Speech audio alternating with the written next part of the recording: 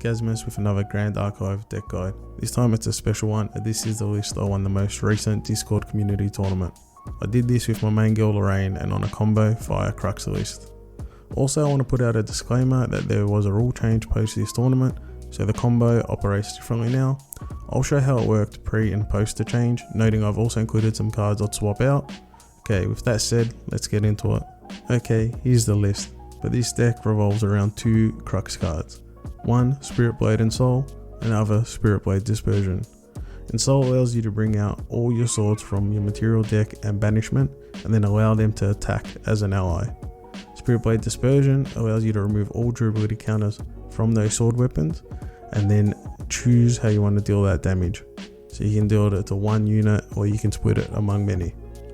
What made this so powerful is that you got to attack with all the swords, then play Spirit Blade Dispersion to remove all the durability counters, and then attack with a single sword that gets the buff from Lorraine for having swords in banishment. And did I mention that the pre-rule change, the durability counters weren't removed when the swords attacked as allies? These changed with the post-ruling, however I'll show you how the damage splits with pre-change and post-change. So how the combo worked pre-change was you'd play Ensoul and you'd bring out your swords. In my example, I've got the Warrior's Longsword, Sword of Seeking, Seer Sword, Excalibur Curse Sword, Drawn Blade, and Clarence Sword apiece. So I attack with them all as allies, representing 7 attack damage. I then play Spirit Blade Dispersion, removing all the durability counters from all the swords except the Warrior's Longsword, representing 11 non-attack damage. With those swords in the banishment, I then attack with Lorraine using the Warrior's Longsword, getting 5 of the swords that are in banishment and 2 of the Warrior's Longsword for another 7 attack damage. So this attack is 14 attack damage and 11 non-attack damage. Now with the rule change, the swords would lose durability counters when they attacked as allies. So essentially you're going to be losing 5 of the non-attack damage. So the attack damage remains at 14, but the non-attack damage reduces to 6. So the combo has lost some of its strength, but it's still a pretty lethal combo. Now that I've explained the combo, I'll jump onto the most important part of this deck, and that is leveling up. Leveling up quickly and leveling up efficiently. You have 2 aspects to leveling, engine pieces and the fuel being floating memory. The engine pieces are Creative Shock, Cremation Ritual, Cemetery Sentry, and Hasty Messenger, while the fuel is Flame Rune Swordsman, Savage Slash, Tempered Steel, and Honorable Vanguard. Now as this deck wants to race to the combo, I built it so it can get unrestricted floating memory in its graveyard, consistently on turn 1. This is done using Creative Shock and discarding the Tempered Steel or Vanguard, playing Cremation Ritual on the Vanguard, or using Cemetery Sentry and discarding Tempered Steel. Some points to remember: it's always better to discard an ally than action cards. If you don't have Cremation Ritual, you can't guarantee you can get that ally in the graveyard, whereas action cards are within your control. The final point is to focus on discarding the normal cards first, as the Sentry can only get rid of fire cards. In the next section I have some footage of me goldfishing the deck, showing how to race to the combo. Note the counter above is a turn counter. I play on the basis that none of my allies survive a turn, and I don't bring out swords in this example as I'm just testing the draws. Okay, so I draw my opening hand.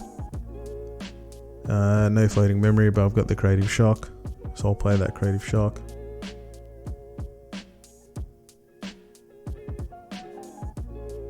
Get rid of the unrestricted floating memory, Tempered Steel, play the Increasing Danger just to have more cards.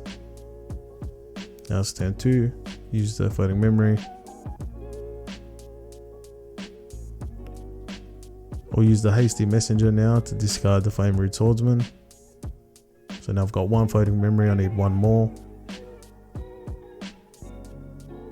So here I'll play the Increasing Danger, again just trying to maximize my cards. Play the Cremation Ritual now on the Hasty Messenger. At the moment I've still only got 1 floating memory, but there's the second Tempered Steel, so I've got 2 floating memory. You don't mind playing Increasing Dangers in this deck because you're leveling up so aggressively that it's hard for the opponent to kill you.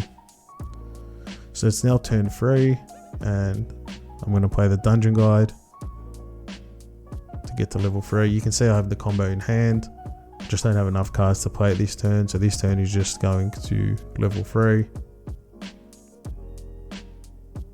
And then on this final turn I'll just get the Crusader Ring just to get an additional card. And there you go, that's the Ensoul combo. And that's how you can do it on turn 4. Okay, here's a matchup guide. In the mirror, you need to stay ahead in the level up game. You need to maintain card advantage. This allows you to pop off before they do. And also, you don't want to give them any floating memory or card draw. If they put an ally on the field, you want them to be able to use Cremation Ritual rather than you get rid of it. So any card they have to burn to level up instead of using floating memory puts them off the combo by a turn. So into every other matchup, you just solitaire to Ensoul as quickly as possible. Don't worry about what they're doing, just race to your combo. It's the easiest path to victory. This sideboard is about mind games with your opponent. When they see Fire Lorraine, they are likely to bring out Nullifying Lantern, but will soon realise that you don't care about fire cards in your graveyard. If you think this is the case in game 2, when they sideboard the Lantern out, you bring in the Erupting Rhapsody package and have an additional combo to kill them with. I can guarantee if you win game 1 with an Ensoul combo, to game 2 win with an Erupting combo, you'll produce enough salt from your opponent to marinate your meat for a year.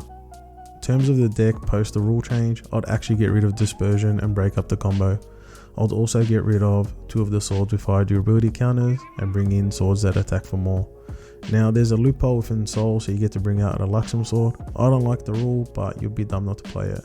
And then instead of Dispersion, I'll bring in Devastating Blow, just big attacks once you've got 6 swords in your banishment.